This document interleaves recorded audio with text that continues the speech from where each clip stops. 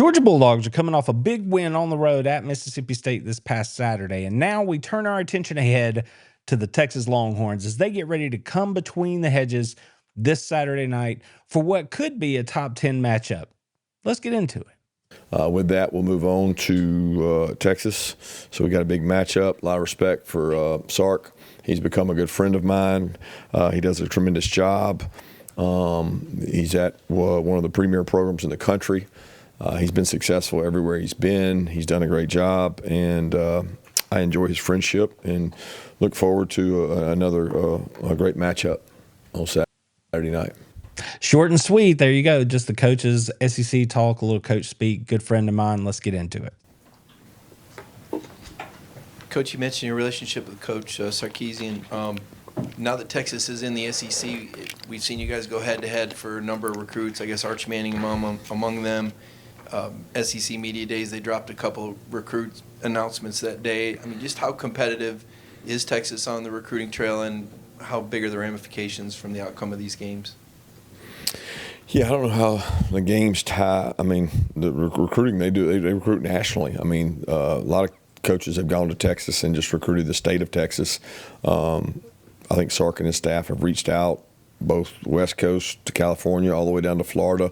They've gotten some guys, and they've gotten some guys from Georgia. We've gotten some guys from Texas that we think are good players. So it's all, in the eye of the beholder in terms of who you go after and who you win. Is certainly recruiting wins tie into the future of your program and the success of your program.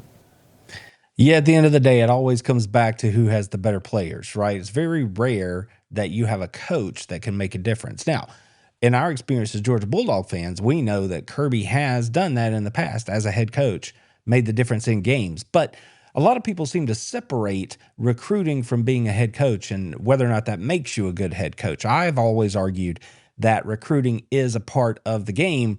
It is part of being a head coach. And the fact that Kirby does it so well, that is part of what makes him widely considered to be one of the, if not the top head coach in college football right now. It's all part of it, especially in today's era of portal, NIL, roster management. So Kirby has that nailed down. Now, to the question specifically, Texas does recruit nationally, so does Georgia, and there were some head-to-head battles that went Texas' way and vice versa. There's a couple that went Georgia's way.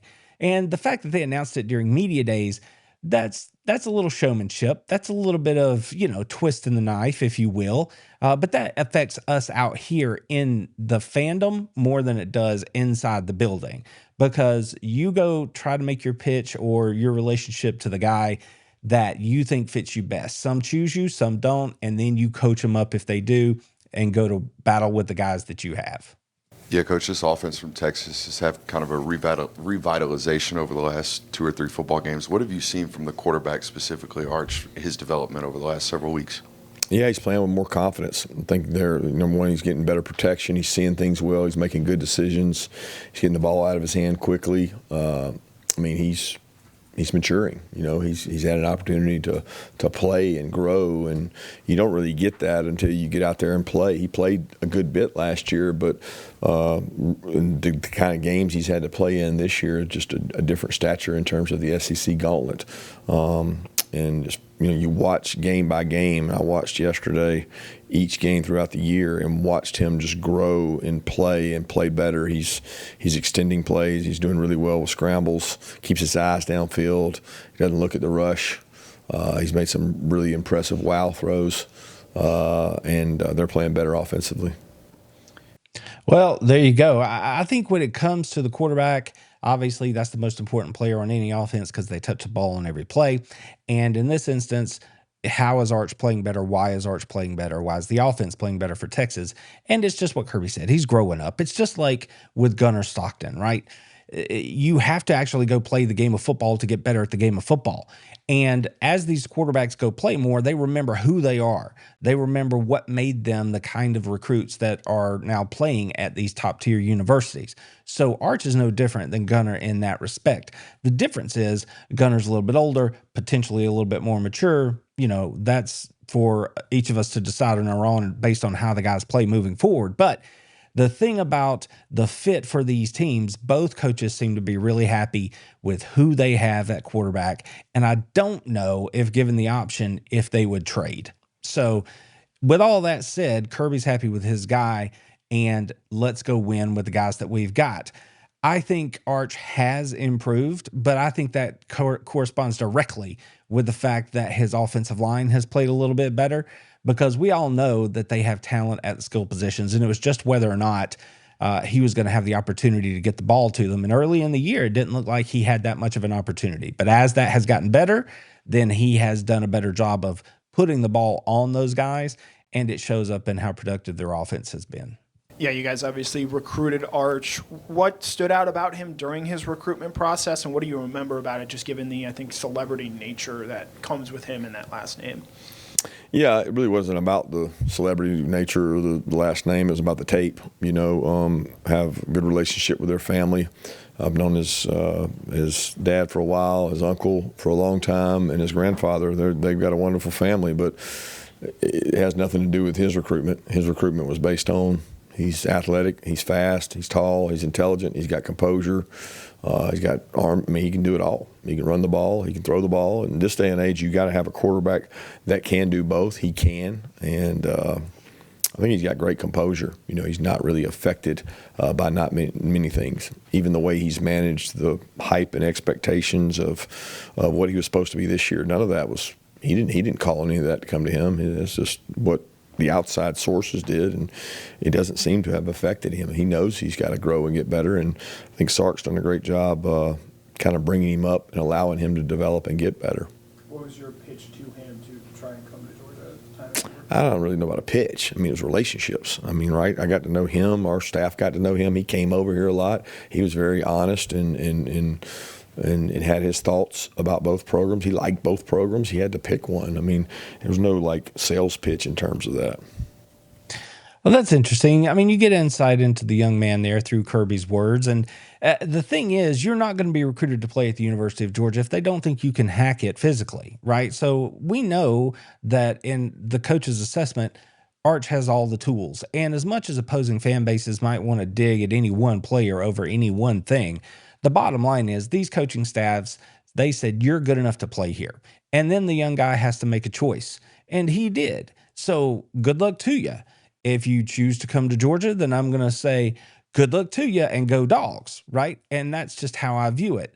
I do think that, as I said before, he has to mature, and the only way you can do that's by playing. I think he does have a level head about him. I think that he has the skill sets that if he's coached up right over time, he can really be a good quarterback.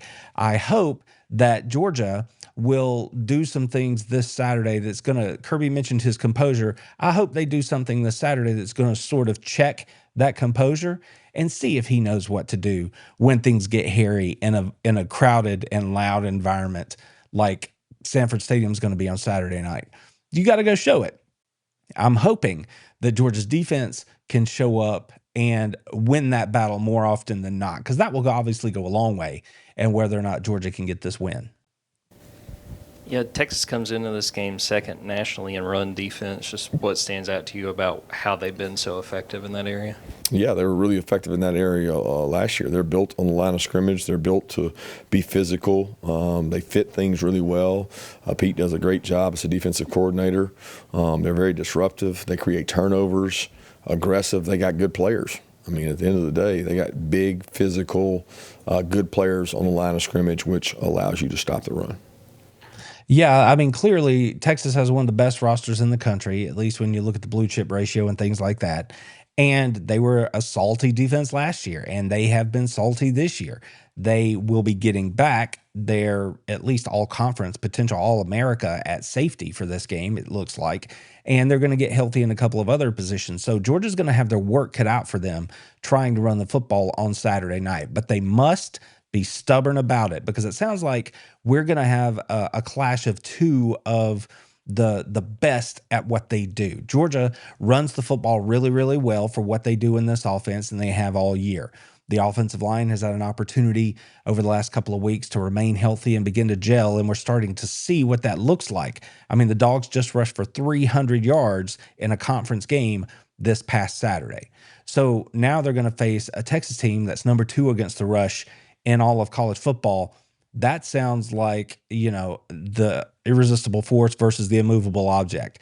And we're just going to have to see which team wants it more, because that's what it is in the run game or run defense. It's, I'm going to whip you more than you are going to whip me.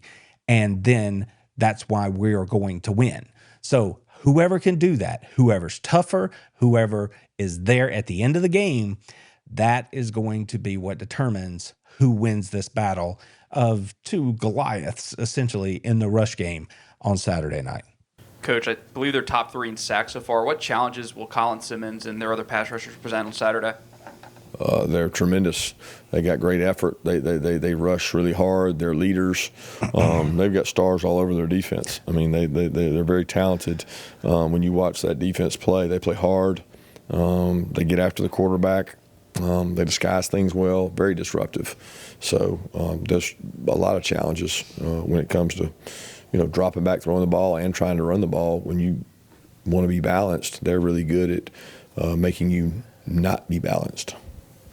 Like I said, they're salty, and clearly they can get after the passer too. They've got a couple of really good linebackers, edge guy. I mentioned they're going to get their safety back this week. They are going to present some problems for the Georgia offense on Saturday night. But Georgia has to, again, be stubborn about running the football, move people in the run game, and continue to pass block the way they have recently for Gunner. And then just do what you do. And that's where game planning comes into play, effort comes into play, those sorts of things. It's going to be quite the matchup. Yeah, you've had to shuffle some pieces around in the secondary over the past couple weeks due to injuries and things like that. But how would you assess how that unit has played, since the second off week against a couple teams with solid quarterbacks in Florida and Mississippi State? We play good in spurts and we play poor. It's kind of like everything. There's things that I would like to see done better, and there's things that were improved on. It just kind of depends on what quarter, what play you're talking about. If you want to be specific, we'll drill down. But other than that, it's 2 steps forward and 1 step back, which is exactly what you would expect from a young defense, which is what this is. I know at the beginning of the year, people pushed back against that, but as the season's gone on, I think we have come to the agreement and understanding that this is a young defense for the majority that hasn't played a lot of snaps, and they have now this far into the season. They're not young anymore, and thankfully, we are seeing what you should see, which is improvement as the season goes along. So that's something that's going to have to continue for Georgia. It's a progression. You stack days, and then ultimately you play better because of it. But is there room for improvement? Well, you're talking to a head coach, a defensive head coach in that. So of course there's room for improvement, and they just have to keep getting better. Kirby, on quarterback recruiting, you've played, signed, pursued what the outside world, I guess, would, categorize as a bunch of different styles of quarterbacks. Do you have some core traits you look for at a quarterback, or is that a position where you're trying to get the best available player every cycle? Well, I think the best player available every cycle does have core qualities or core characteristics. You're going to be a good quarterback, you got to be a leader. It's 80-90% between the years, and I think people get enamored with just physical traits. How big is he? How tall is he? What does he run? How far does he throw the ball? How fast does he run? A lot of those things, they matter, but they don't matter as much as what does he do when there's a guy free running at him? What does he do when the shot clock's got 3 seconds left and he's got to make a decision on which way to slide the protection? There is so much that goes into playing that position that is not talked about, and a lot of them aren't really qualities we can measure without having them in our program. So we don't have a cookie cutter like this is what we're going after. We want to go after people that can lead our team. If they have a skill set that's unique and that we think can make us better, then we want to grow them within our program. They're going to be the face of your organization, so you want to go after the right kind of person, and they're probably the sole person that makes the most decisions outside of the offense coordinator and defense coordinator during a game. So you want to get the right guy from a mental makeup. That's really cool insight there from Kirby, because as fans outside the building, clearly we get infatuated with numbers, measurables. Let's just take the current commitment for the University of Georgia. He is rated as the #1 quarterback in this cycle. You don't have to be anything special to see a player like that and say, he has it, right? He can really spin it, or he can really run. And all of those things are self-apparent. Like, they just show up. But the fact that he just told you, it's way more important what they do between their ears, right? That 80-90% of what makes a good quarterback great is what happens under the helmet, right? So it is very, very cool to hear him say that. And it's something that we probably should remember a little bit more as fans who are not part of that process, and just trust that, yeah, there are physical capabilities that a player has to have to be able to play at this level. College football has changed such that you need a mobile quarterback. He doesn't have to be a runner. He doesn't have to be a run first guy, but he has to be a guy that can run and run effectively when you need him to. And then beyond that, you just tailor your game to whatever it is that that guy does well. So that's some cool insight about the most important position on the football field from the top college football head coach in the country. Kirby, you were asked specifically a couple questions about Arch. What has Gunnar brought to your offense as a first-year starting quarterback? Toughness. He's brought wisdom. He's brought consistency. He's made good decisions with the ball in terms of keeping us out of bad situations. I mean, you look at it, he's avoided quite a bit of sacks. He's avoided catastrophic things like turnovers, and he's made plays with his legs, and he's made plays with his arm. So, I mean, I think he is he's improved throughout the season, and continues to do that. Then it's going to make us very hard to defend when he plays well. That's a cool question. So kudos to Mark for asking it. The juxtaposition of what you have in Gunnar Stockton for this team at the University of Georgia versus what we may perceive Arch Manning is for the University of Texas. I think that's really cool that you can see that side-by-side comparison, and let Coach Smart talk directly about his guy. And the things that he talked about there are things that we've been able to see this year as Georgia Bulldog fans. And I have heard way more than once that fans are really comfortable now that they have a better understanding of who and what Gunnar Stockton is as the quarterback at the University of Georgia. They have gotten way more comfortable than they were earlier in the year. And it looks like everything that Coach Smart thought he was turned out to be exactly what he is for them so far this year.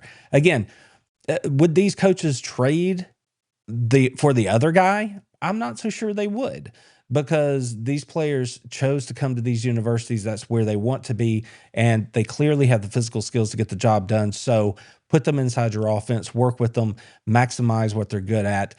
Do not do what it is that they're not so good at, and then go out there and battle with your teammates. Because as much emphasis is put on the quarterback, it's not a one-man game. You have to have all 11. So let them work inside the system and do what they do for your team, and then try to do the best you can with that. And I think that's what Georgia has done so far with Gunnar. Great question by Mark. Speaking with KJ here in a bit, what's been his biggest area of growth since stepping foot on campus? Probably leadership. I mean, if you say this year, I would say his growth has been in leadership. I would say his freshman year, it was probably in adding some bulk and some size, and he's done a really good job of that in the offseason. He's fighting to maintain that throughout the season, because we like for him to play in that 195 range, and he works really hard at that. But his biggest growth this year is in being in a room where he has to step to the forefront and be a leader and communicate more. Where he relied on other guys to communicate in the past, he is the lead communicator on the back end now, and he's done a nice job of that. That sounds simple, but it's not necessarily. For KJ, he was good enough and fortunate enough to be able to play last year and learn all of the here's what I need to do, here's what I have to do kind of stuff. Now he has all that in his back pocket, so he can focus on those intangibles like being a leader and now showing the other guys what to do.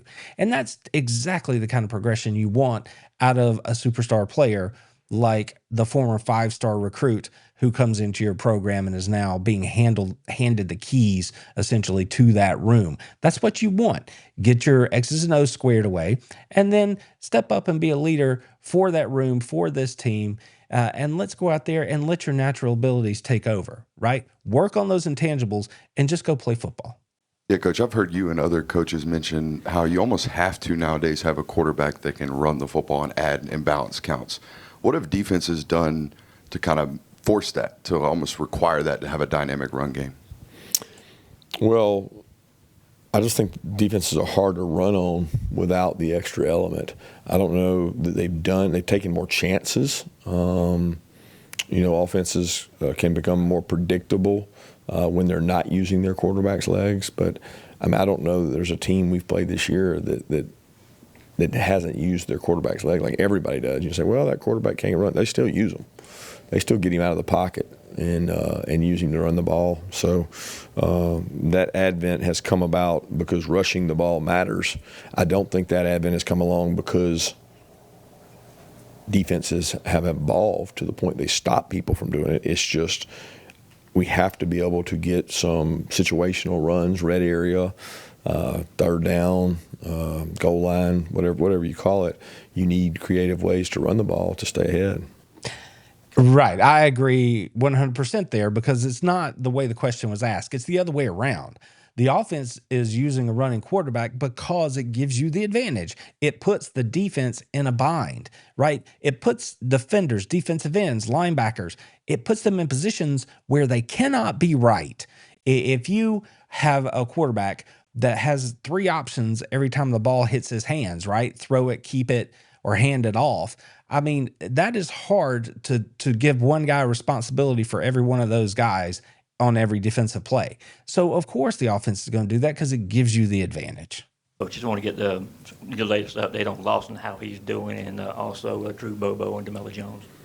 Yeah, Drew had a pretty bad laceration on his finger. He's patched up and ready to go. He'll practice today, and Lawson is doing well, and I think he's gonna make a good quick turn, but we'll see. So Kirby still has not come out and said whether or not he's in concussion protocol or anything like that. But if you saw the play and then you have listened to what Kirby has said, I think we can infer that that was the situation, because after the game, Kirby said the decision makers said he couldn't come back in. Those people are doctors. Those people are guys that, yeah, the kid may tell you he's fine, but when they look at them or run the tests or whatever it is they do, they make the assessment that you're not as fine as you think they are. So we don't know officially what happened to Lucky on this past Saturday, right? We just know he took a violent hit and that he was held out of the rest of the game. And given what Kirby just said, that we hope he's going to make a good turn here, he's doing fine, all of that sounds like we're just making sure we're okay as we move forward. And that's the most important thing here, is the young man's health. The other part of this, and maybe the more important piece in terms of this game on Saturday, was the health of Bobo. And Drew being healthy and being able to go, be at practice today, all those sorts of things, that's very, very important.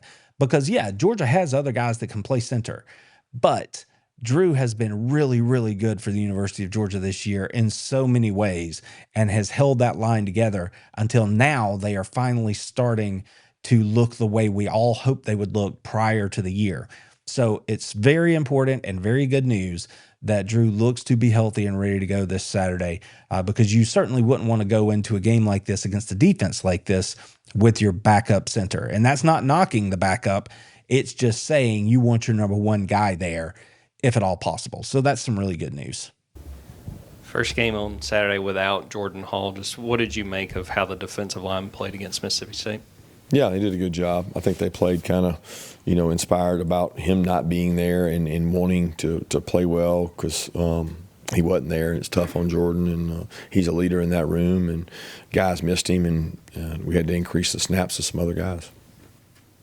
Well, there you go, from the horse's mouth. I mean, he always says, I don't know till I watch the tape. He's watched the tape, and he says they look pretty good. They played pretty well. And even with that said, doesn't mean they didn't miss Jordan Hall. They did. That's going to be a big loss for Georgia over the course of the year. But that's why at the University of Georgia, you recruit big bodies, certain types, you coach them up, and you have them ready to go. Is it as simple as next man up, plug and play, and you're going to get exactly the same production? No, it never is, especially in today's world of roster management. But you still have these guys at the University of Georgia for a reason.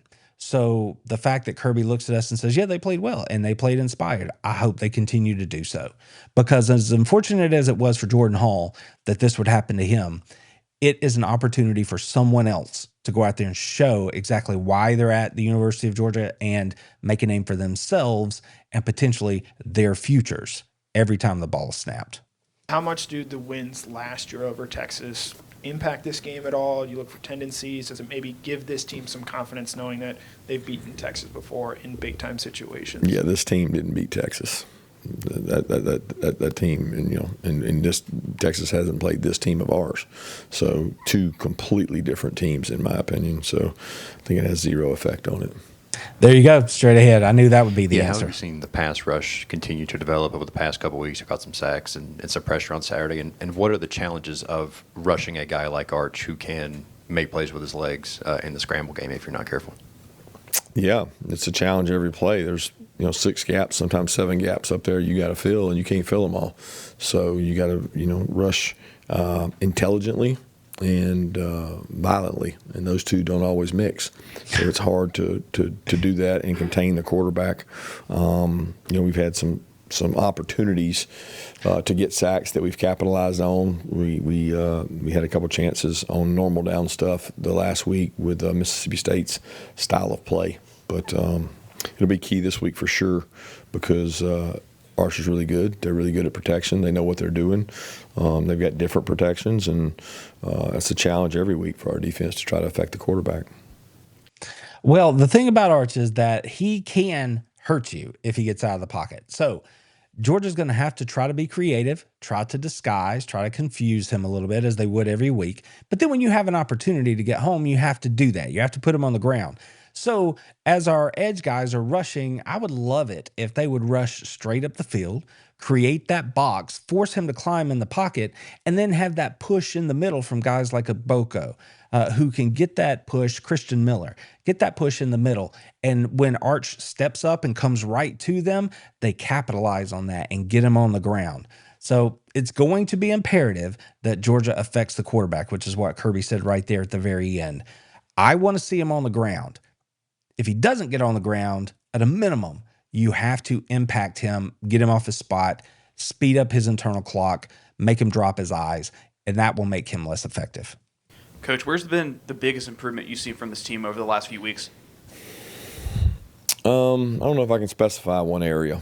I think I've been really proud of the consistency in practice, so I don't know that that's an improvement. I think that is a staple of this team. They have committed to practicing the right way and improving in a time when some teams are going the other way.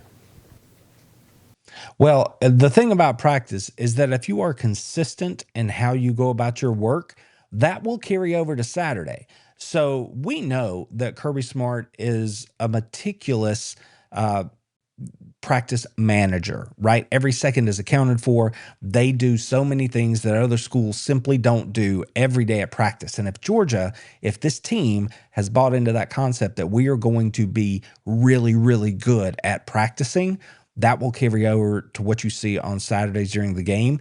And the very end there, he said a lot of teams aren't doing that at this point in the season. And that is what is going to separate Georgia from some of these other teams that we see as we move down deeper into November and then further into the season. Kirby, what goes into the timing now of freshmen, Zayden Walker, Landon Roldan, Elias Williams getting more snaps? How much of it is what you see on the practice field? How much of it is game planning? I think some of it's opportunity. Injuries in some of those cases have brought that about. Confidence, cumulative reps we're big on here, meaning the cumulative reps that each one of those guys have taken has grown. I mentioned C.J. Wiley in that with Landon and ELYISS, Zayden, and there's other guys. Some people's progression is just different than others. But as they grow and get better and they get put in these tough situations in practice, they grow confidence. And honestly, we can't make it through the year without a number of guys, and those guys are more ready to play now than they were earlier in the year. Well, that's the development we've been talking about. And I told you back before the season kicked off, this will happen once we get into the middle of November. You never know exactly where it's going to happen because of what Kirby just said there. Everybody's development rate is a little bit different, and who will be forced into duty, as we've seen at the wide receiver position and things like that. But we knew these young players, they're not new now, right? They are older. So you have gotten those cumulative reps. Now we need you to go be the athlete that we recruited. During the game on Saturday, I saw Zayden get into the game and just start making plays. And I'm like, that is a huge development for the University of Georgia, because Zayden Walker is a guy that was the #1 player at his position in the country. He came right out of Georgia, homegrown product, wants to be a Bulldog. And if he is now earning the right to be on the field consistently in early downs for Georgia, that is a good thing for the Dogs, because that guy is going to be a playmaker. As far as C.J. Wiley, Landon Rolden, the other guys he mentioned there, we saw Elias Williams. When their opportunities come, you have to take advantage of them. I am just thrilled to see these guys offering up what they have at this point to offer to this team, because this is how you know, in this new age of college football, in this new age of roster management, development, recruiting, all those things still matter. This is where it shows up, and it's what separates teams when you come down to the end of the year like this. Coach, after the game, I know you mentioned Zachariah's block for Noah and Oscar's block for Zachariah. Was this one of y'all's better quote-unquote blocking games that you guys have? Because there was a bunch. It seemed like there was a bunch of them out there in this particular contest. Well, we got hat on a hat, but, we try to do that every game. So I don't know if this game was more outstanding in terms of blocking. There were more explosive plays, so it probably brought to light a lot of those. But, some of that comes around missed tackles, and we might be blocking the same guys in the same game, but one guy makes a tackle. It's not an explosive. One guy breaks a tackle. It is an explosive. So I'm definitely pleased with the effort they played with. And that is football, right? It's a man-on-man game. Yes, it takes all 11. Everybody has to do their job, but you have to beat somebody on every play. And it's just what he said there. You break a tackle in the hole, and now you're scot-free down the sideline, and it turns into a 30-yard run when it could have been a 3-yard run. It is just that simple. With all that said, though, the fact that I am watching Elias Williams crush linebackers and defensive ends down inside on a down block, when I am watching Juan Gaston and Dontrell Glover pull around and lead the backs up through the hole, and they're putting big bodies on small bodies, that is play design, that is effort. When I'm watching Oscar DELP throwing cornerbacks out of the club, driving them 5-10 yards down the field, and then just throwing them out of bounds. When I'm watching Oscar DELP drive guys into the bench so far that they should be charged for a ticket to the game, that is effort and want to. And it is exactly what I just said. You have to want to win, and you have to beat your guy. If you do that and you do it consistently, those big plays are going to come. QUINTAVIOUS forced the fumble on Saturday. Just what have you seen from him down the stretch of his sophomore year? Much better leader. He was forced into a role last year that he didn't play a lot, but he played. And with the guys we've had leave at that position or go to the NFL, he's grown. He's grown up a lot, and he grew up quickly, and really proud of the way he owns his responsibility to the team and his leadership. Yeah, you have Q is one of those guys that when I watched him play, I was expecting more of him faster. It's like I wasn't listening to my own self-talk, right? But Kirby just told you, he has grown up and improved his game dramatically. So even though I'm sitting here wanting more from him, the growth that he has shown and the plays that he's made to this point in the year do not need to be overlooked. And I'm glad Kirby took a second there to say it the way he did and remind me that, and all of Dog Nation, that, yeah, we can get more from this guy. We think he's capable of more. but let's not overlook what he's done so far. And that just gives me a reminder to be grateful for these young men and the fact that they work as hard as they do on behalf of my university. A handful of guys from the state of Texas on this team. What have guys like Dylan Bell, Joseph Jones, John Ye, Justin Williams brought to this Georgia program?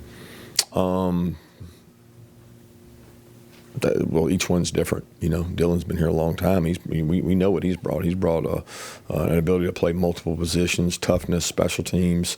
We're still cracking the surface of those other two guys, but they're tremendous leaders. Dylan's a captain this week. He's a joy to be around. They all work really hard. I think they come from great programs. I think Texas high school programs are similar to Georgia, and they have great support structures, community involvement. High school football still matters in that state, and I think that made those guys better football players. That's that traditional argument, right? Which state has the best high school football? Texas, California, Florida, Georgia, Louisiana. There are a lot of states that get thrown around out there, but make no mistake that Georgia's right there at the top, in the top one, maybe two of those. But with that said, Texas football does still matter, and those guys flat know how to get after it out there. They are good football players, and they have done good things for Georgia so far, and I expect that to just continue. Coach, can we get your take on the development of Oscar DELP this year? Seems to gets his first big TD. And then also, what is your vision for ELYISS Williams? He's also seemed to be coming on strong lately. Yeah, I think both those guys are playing well. I think Hartley and Lilly and those guys have done a great job with the development of ELYISS, but also with Oscar. I mean, he was not a completed player last year, and he came back with a purpose of getting better. And I think he just loves Georgia and loves the team, and he's so fired up every game to do whatever role you ask him to do. I mean, he's just as excited about his downfield block for a touchdown as he is his catch for a touchdown. The guy's never complained one time since being here about touches in the ball and making that a priority. He does whatever the team asks him to do. He's very selfless. I mean, all those guys in that room are.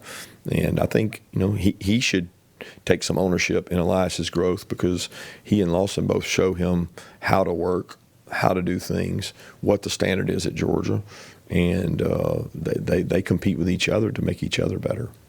Oh, you got to love to hear that. I mean, Oscar DELP being a Georgia guy and teaching everybody else, and Kirby spoke about it directly.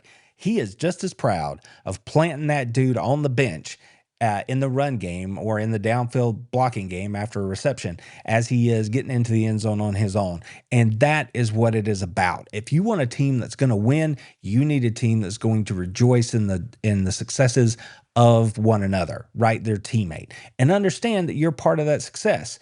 And that is just music to my ears. You have to love to hear it. I'm happy that Oscar has taken it so seriously, because I guarantee you, when you line him up on the board, whenever he goes into the NFL draft, if it's this year or whenever, all of those things are going to matter, and he will be drafted or given an opportunity based on those things as much as he will be his ability to catch or run or anything else.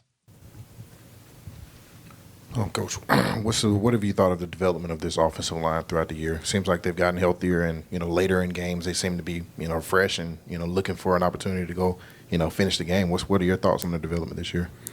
Well, we've gotten more continuity, but I mean that's by way of getting guys back from injuries. I don't think we've played our best game yet. Still think we've got a level of conditioning we can improve on in terms of playing hard and running down the field and covering down. I'd like to see more guys in that front group do that. Some of them do, and some of them can improve on it. But I like the depth piece we have, and if we stay healthy, we've got ability to play, up to 7 or 8 guys. It's just you don't control the health part of it.